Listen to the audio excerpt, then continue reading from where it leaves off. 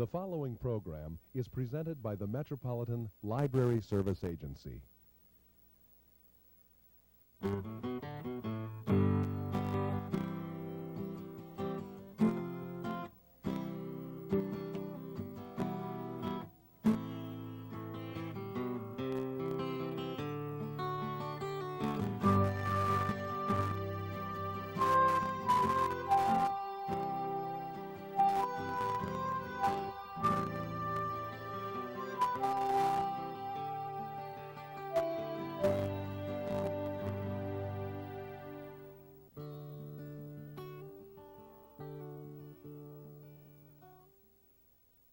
Hello, welcome to Northern Lights and Insights. I'm Cynthia Leines, host of the show today, and with me is Evelyn Fairbanks, author of DAYS of Rondo.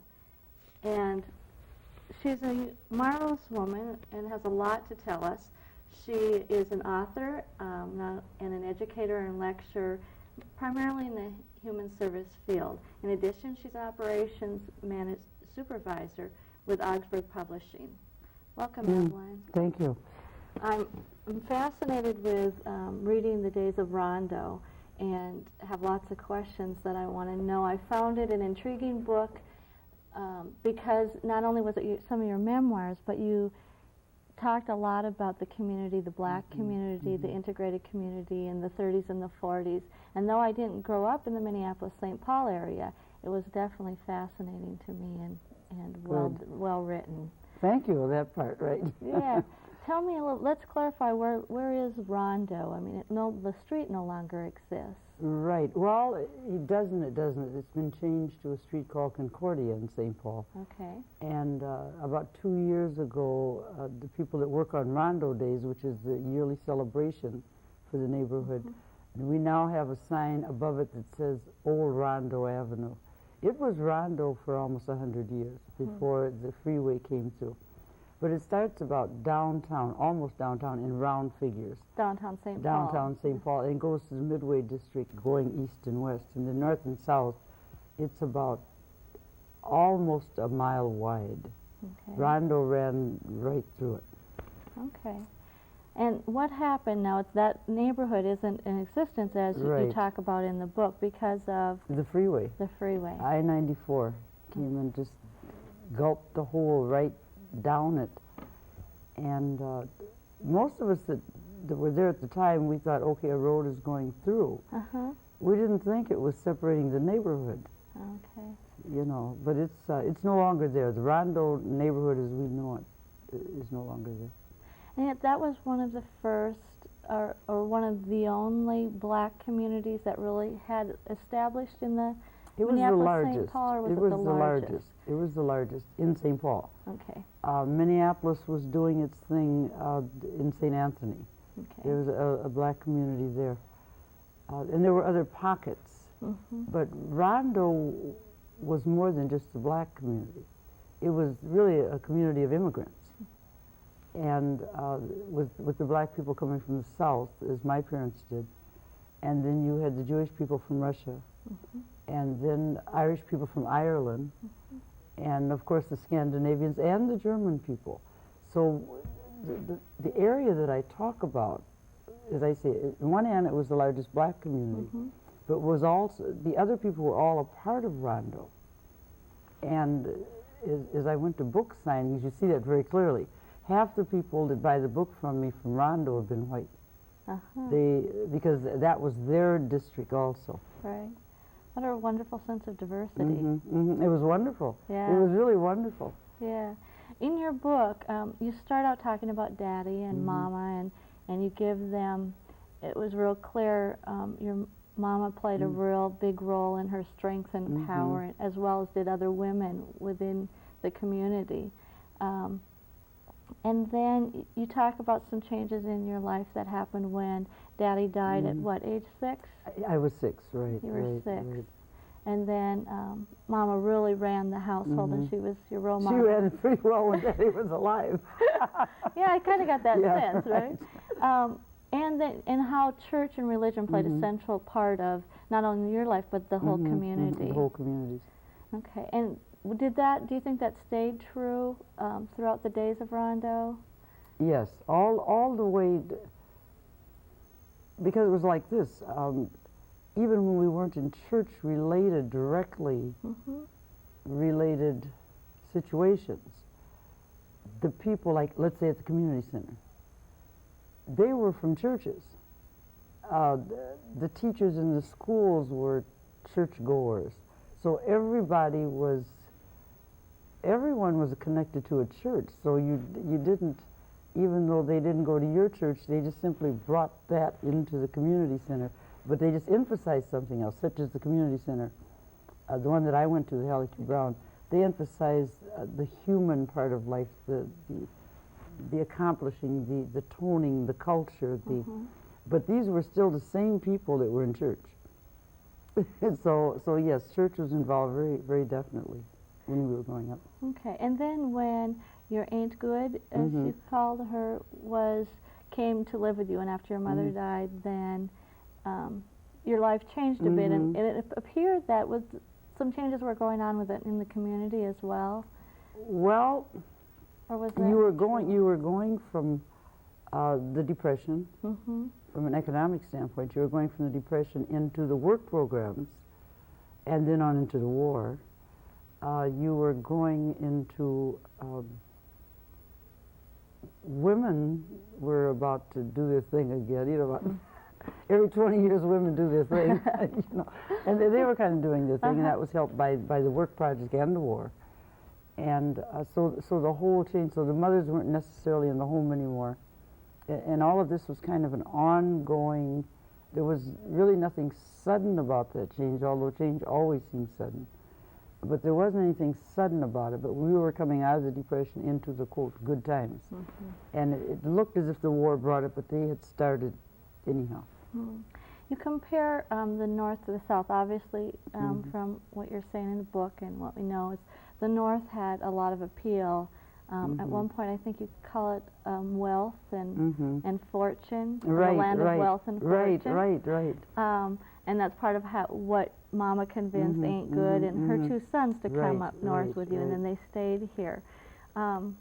Did that hold true? When Aunt Good came up, and did people still continue to feel the North as the wealth? And they did for quite some time. Our wealth here was different in that it's like going from country to country in that we had central heating. Of course, we needed it. This is Minnesota. That's right. It's been a cold winter. Right. And we had electricity. And just the basic everyday, we may not have had any more money, but the basic everyday living was higher. The social service programs were more responsive. And so the whole living, plus the social freedom, that was, we were going from being put down in the South, not being able to move at all, to a more social freedom, although that's tempered too, because segregation has some advantages in that it brings about business people. And right, there's a lot of opportunity, and for instance, it didn't really do a young black any good to go to college to teach when I was coming up, because there were no black teachers in school. Whereas in the South, of course, there were black schools, so therefore there were black teachers. So there was an exchange there that you made for North to South, but somehow because of the overall, and the violence, of course, in the South was the worst thing that you didn't have in the North. We're getting the violence now. Delayed, eh? Right. But there wasn't the violence in the North. Partly, I suspect, because it was such a small part of the population, and everyone was here with, church goers, hard workers, and so there weren't any problems that nobody wanted anything that anybody else had.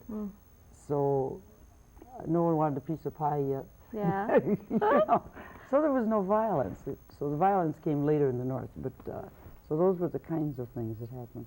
Okay, well, I thought you did for me, it was really well done, how you interspersed some of the differences between the North and South, and it was so, you could relate to that and made sense, and I think educated and did those things within the book.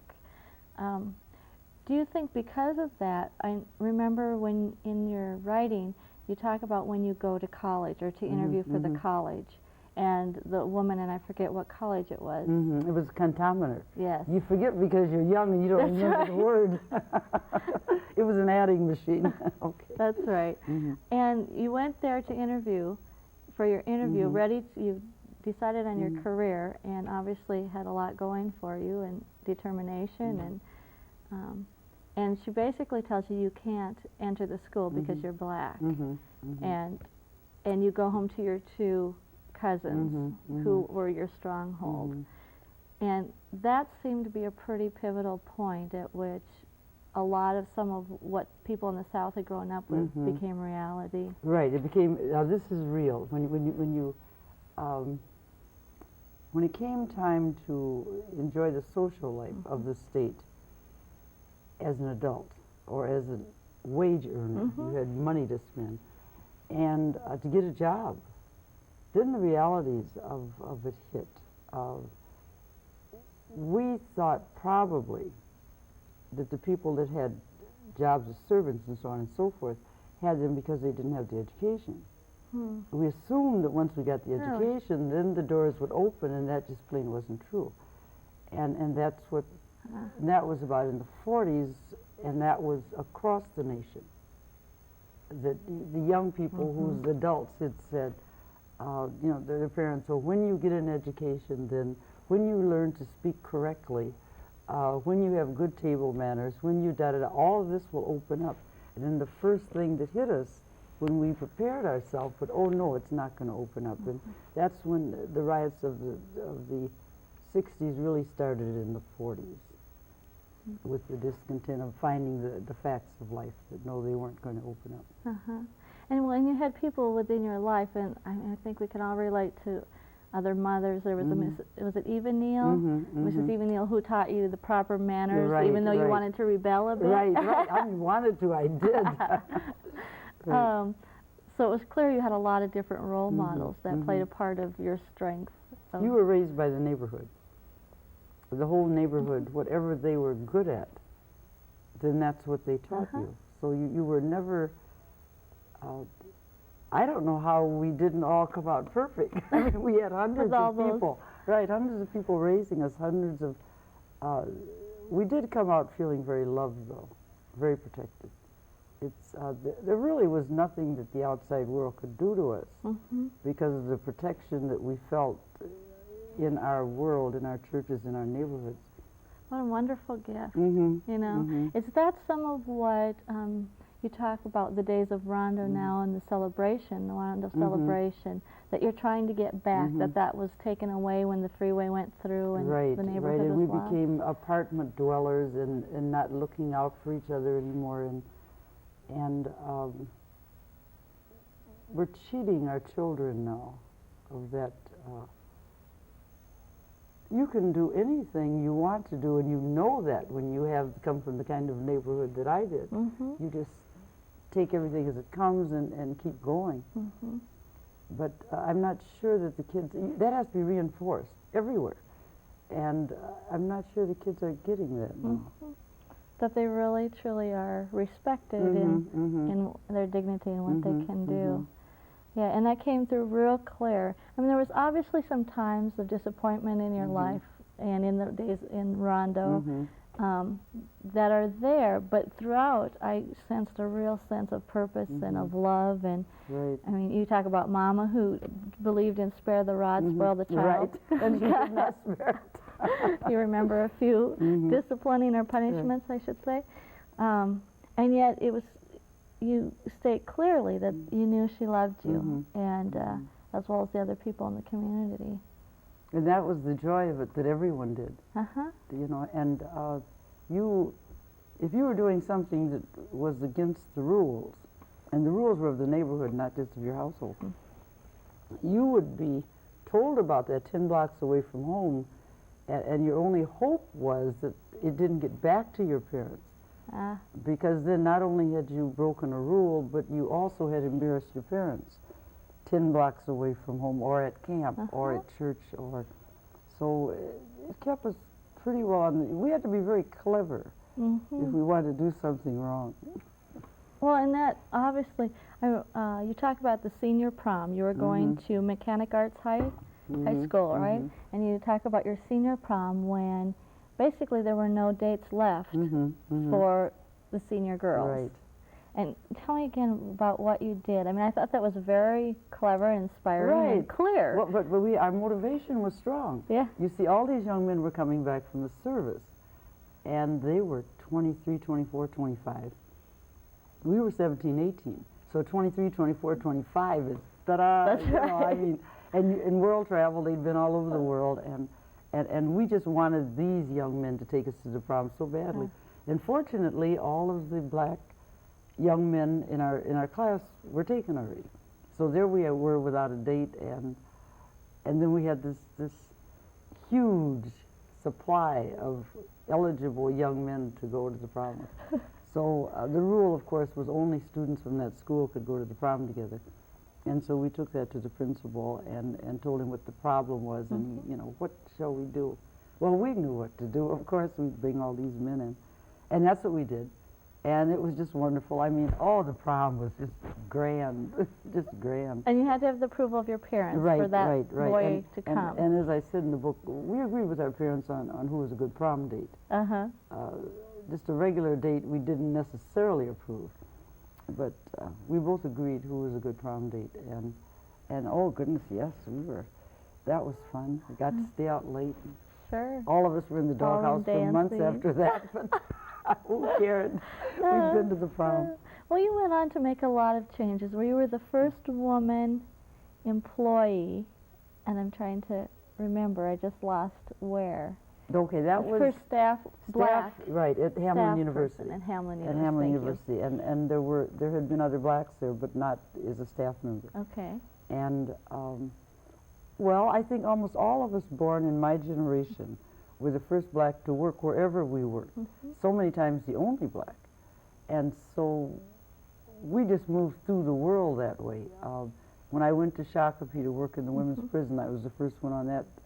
Almost, if you look at my resume, almost every place I was the first black. But that's the way we moved through the world. Now the problem with that was, like when I went to Hamlin, I was told that whether or not they hired any more Negroes, we were called in those days, whether or not they hired any more Negroes depended on how well I worked out. Not too much of a heavy load. No, I mean just the whole Even though you were race. overqualified and right. you had definitely gone above and beyond. I was just thrilled when they hired Rosie, because I'm off the hook, Yeah. And all of us had that wasn't just particular to me. All of us had that same. In fact, that goes on today.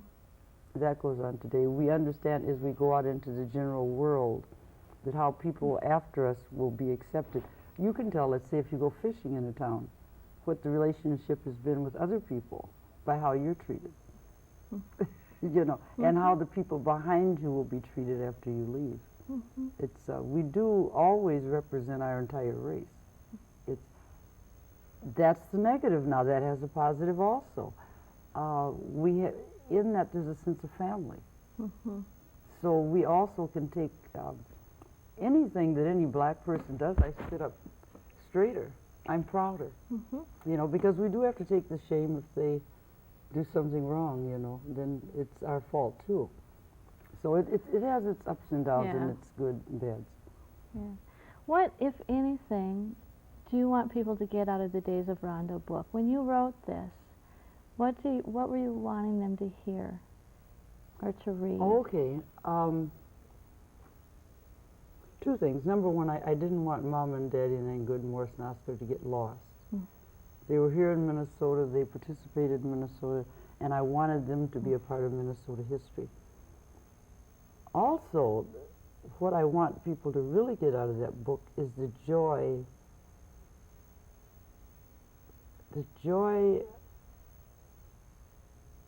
of being black, of living, that the struggle is only a part of our lives. And we spoke about it today. But I'm not going to think about that anymore when we leave here. It's one chapter in 19. The rest of it is just the joy of living, and I want people to understand that life is good. Life is good. The struggle is there. It's always there. It's always going to be there. But certainly we don't dwell on that. That is not. It sells books and so on and so forth, but it's not selling mine because I don't deal with it very much. But that's the main thing I wanted to know. Well, and it really does come through. I mean, I think for me, I took out a sense of the community, and you talk about yearning for the days of Rondo, of that sense of community. And with the new times and new trends, I think we're all coming to say, yeah, you know, I grew up in a small community. I do want that sense of community for my kids, and that definitely comes through in your book, and the joys of that and the exchange that happens that you don't get when you don't have that. Right. It's people from all kinds of background have told me that that's just like my life. It's, one man who came from a French background, when I say French, I mean he didn't speak English until he started school. I said, I could have changed the names of the people in that story, they would have been my folks. And that's what it all is, and I think we all want to leave our rondo. We all want to leave our nest, because there's other things in the world besides the neighborhood. But we need to come from a rondo, you know, and so many of us did. And I wanted people to know that a lot of us throughout the world came from neighborhoods that were nurturing and good. Yes, that's what I wanted people to know. Let's shift a little bit off about specifically Days of Rondo, and talk about you as an author. Are you planning to do some more books, to do some more writing? Some more writing, yes. Some more books, no. It's I would, unless of course it's a book of short stories. I want to write short stories now, and I've got one out looking for a home now. And you know, when it comes back with the reject, I'll send it out looking for a home again, and that's what I want to just write a lot of short stories. Another thing I would like to do, in fact, I'm filling out a blank proposal for it now, is to search out black women in rural Minnesota and find out the same kind of thing about their lives, because they're being lost. No one realizes they're out there, and they've been out there for quite some time. And so I'm going to look for those next summer if I get the grant. So I'll be doing that kind of writing. So the combination of fiction and try my hand at research. But I'm interested almost totally in Minnesota. I mean, that's everything I write will be set in Minnesota. And with a special love for black women. Well, good luck. And you're at Augsburg Fortress now as an operations supervisor. Right. I supervise computer operators. Very different than anything I've ever done. Well, you're a woman of diverse experience and lots of knowledge. I can tell by your resume of what you've written, and just talking to you, and you can tell you have all that information. And how does that fit as a publisher? You obviously see what it's like being in the publishing industry. Do you see some major trends happening or major changes occurring? Well, I'm seeing a lot of self-help books, if that's what you mean. I'm working for a religious publishing house, and I see a trend of going from the gospel to self-help books in most publishing houses. That's interesting too, isn't it? That it is. That it's kind of a do-it-yourself plan that wasn't there in the days of Rondo. Right. You never had to do it yourself. I mean, you had so many people to go to. But now maybe that's apartment living. I don't know. That makes everyone buy a book and sit and read and figure out how to get their life better. Which maybe is what people are getting out of your book, The Days of Rondo, is that getting back to that community, that people are searching for something, and I'm not sure as a society we found what that is. And maybe this helps them get back to some of Mhm. those basics of what that can mean.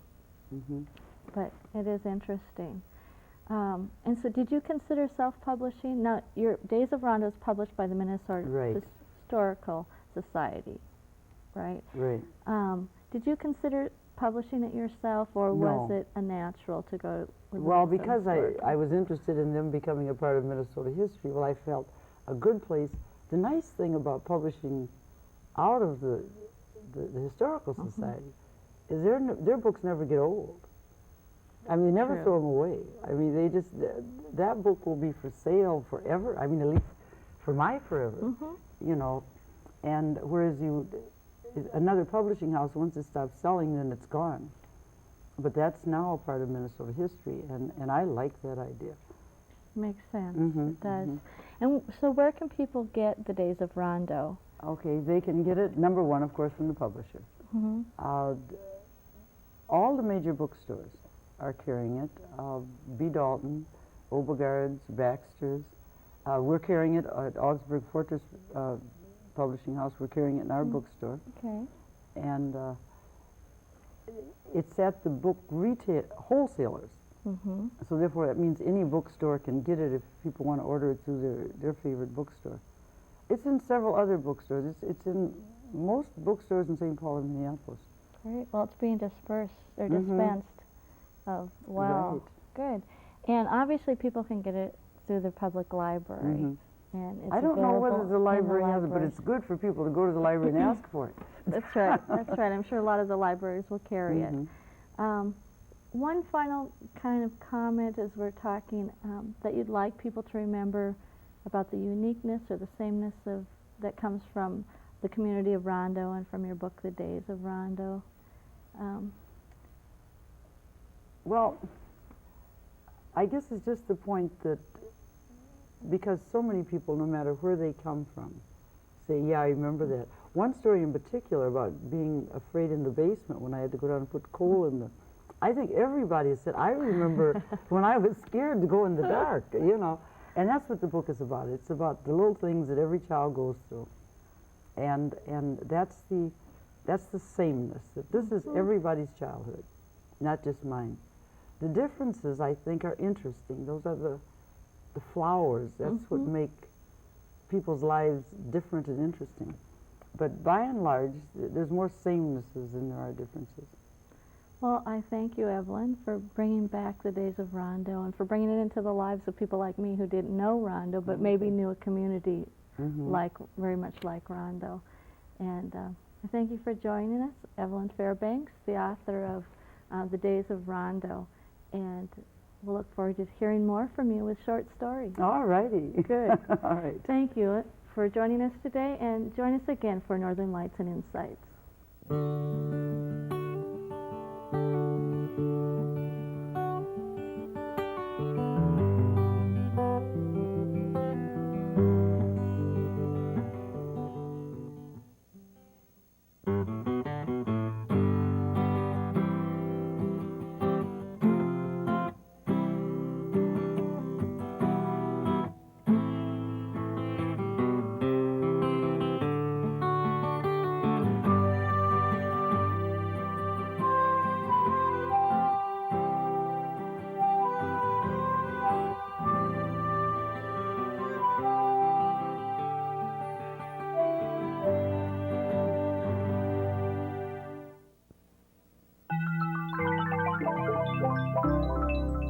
This has been a presentation of Hennepin County Library in conjunction with the Twin Cities Metropolitan Library Service Agency.